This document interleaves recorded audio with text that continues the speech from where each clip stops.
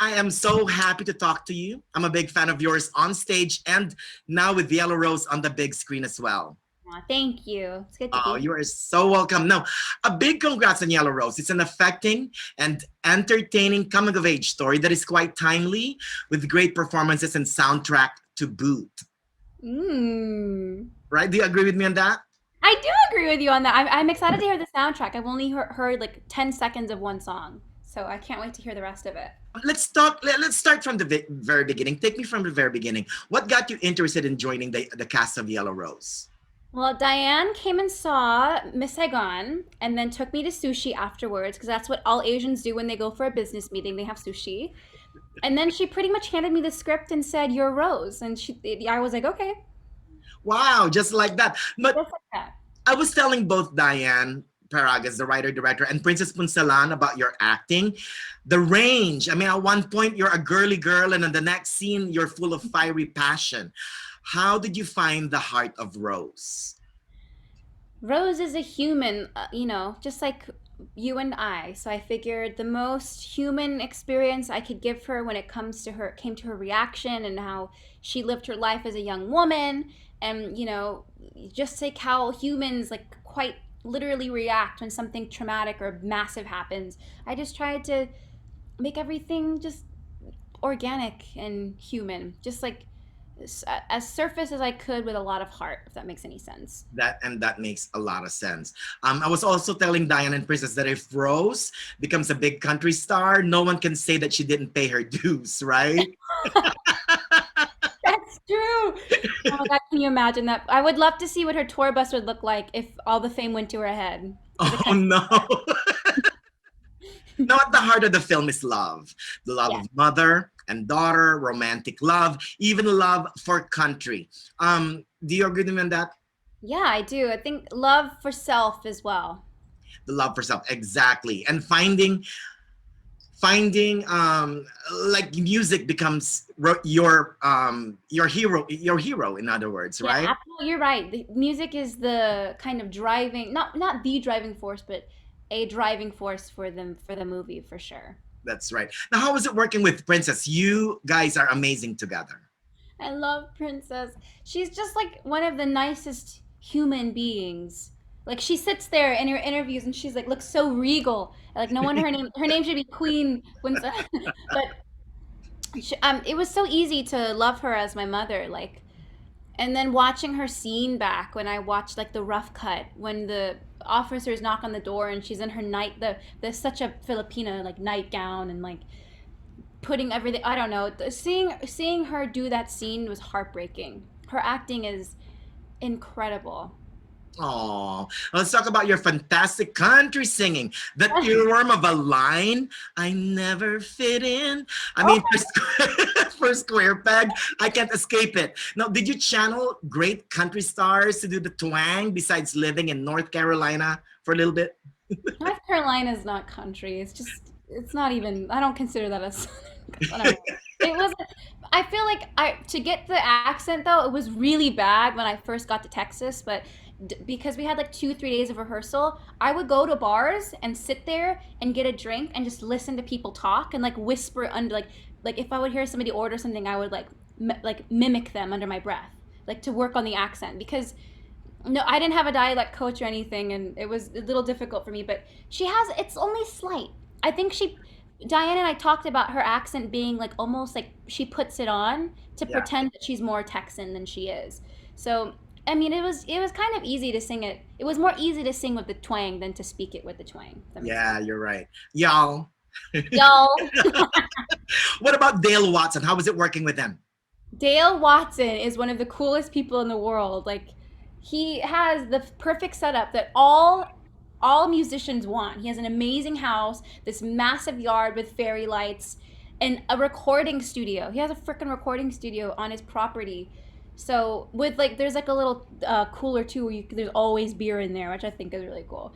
But he's just so lovely, and it was nice to have him be kind of a mentor for me during filming. There would be times I'd be playing the guitar and I'd be like, "How do you do this chord?" And he'd help me. Like he was almost like what Dale is to Rose. Oh, He yeah. was kind of like that to me. So that he was just so lovely. So what a gentleman for sure. I saw the rough cut and then I saw the final cut, and I love that they added a lot more of the process, your creative process with Dale in the recording Mm, studio, yeah, because it same. makes more sense, I think. Yeah, absolutely. I completely agree. Now, one of the talkers in the film is, of course, the two Miss Saigons. How was it working with Leia, and did you learn anything from her? I've learned so much from Lea over the past how many years. I love that woman so much. And one of the things I love about her the most is that despite her being the legend that she is, she's still Lea. She's just a funny, she loves to laugh. She has a laugh that you just like, if I, when I make Lea laugh, it's like a huge deal to me. I love making Lea laugh, but she's just human and she doesn't take any BS and she's just I don't know. She's just Leia, and I love that because she's still a queen. Of course, we all like. But when she was singing the Hilsayo, I was crying because I was like, I cannot believe, like when she opens her mouth, like the heavens part. Oh. I love. Oh, her voice is just like it's perfect. Yeah, and she's very down to earth too. I love her. I mean, both as a person and as a great performer. Yeah, You she's know. amazing. She's brilliant. And also another talker is, of course, the immigration angle of the film. What Mm. do you think of immigration in the U.S. right now? I mean, being a daughter of immigrants, right? Yeah, I would. I mean, obviously, it's despicable. I feel hopeless at times because it's like, what can I do as Eva to like further the intellect of people in my circle about the goings ons about immigration and about the detention centers, about children being in cages and it being okay. Like the fact that our current administration just pulled the plug on DACA and there are so many applicants who are now like stuck and they have nowhere to go and to me it's easy to get hopeless, especially now with the pandemic and with everything else happening, but I would just say that every step forward counts, if Yeah. that makes sense. So I hate the current state of, I'm not afraid to say that, the current state of our country right now politically. It makes me sick, it makes me angry, but it's hard to put those feelings aside, but we have to so that we can continue to march forward with on roads of the revolution that we're trying to do to make change and progress in this country for sure. I agree with you 100%. This is not the America that I signed up for, you know. Yeah, it's funny because I feel like people think that the America they signed up for is like a list of rules, and it's more of a idea of life, liberty, and the pursuit of happiness. And not every, not, actually, most of the people in this country are not given those things, and if they are, that comes at a price, and Yeah. that's what this current administration is trying to prove to us. Like I don't know. It's despicable and it's hard to not get angry and upset about it for sure. But hopefully this movie, people can come and leave their political ideals at the door and just listen and watch a movie about yeah, you're right. This coming of age story that's like that's beautiful and inspiring. It is. I agree with you. Now, how do you see Diane Paragas as a writer director? She's amazing. She also is extremely chaotic in a way that's like there would be times when we would do the scene and she'd be like, "Okay, just improv, forget about the script." And we're rolling and I'd be like, like what do I do? So she really taught me how to turn it on With quick. your And toes, yeah. there were so many times though when we were doing outside shots and we would have like 5 minutes with the perfect lighting, and she'd be like, "All right, ready, Eva, you have one chance, go." It's just Wow. crazy. But she's amazing. I'm so grateful to have worked with Diane. She's just so supportive and encouraging when it comes to bringing my own ideas and opinions to the table. So I'm very grateful. Without her being who she is, the brilliant director, the film would not be close to the same. Oh, and what do you hope for viewers to get from watching Yellow Rose? I hope viewers come and I hope they feel, period. I hope they feel something. I hope they feel many things. I hope they allow themselves to go on the journey with Rose. And I hope they leave feeling like they learned something from somebody else's point of view. And Yeah, they go, wow, is that really how bad immigration is right now? Like people who living in Texas, what if they're like, wow, I can do something as a local. yeah. I can do something for, and people living around the country and the state. I can do something. I can vote in my local elections. I can feel inspired to have a reason to learn and vote for the presidential election, for the.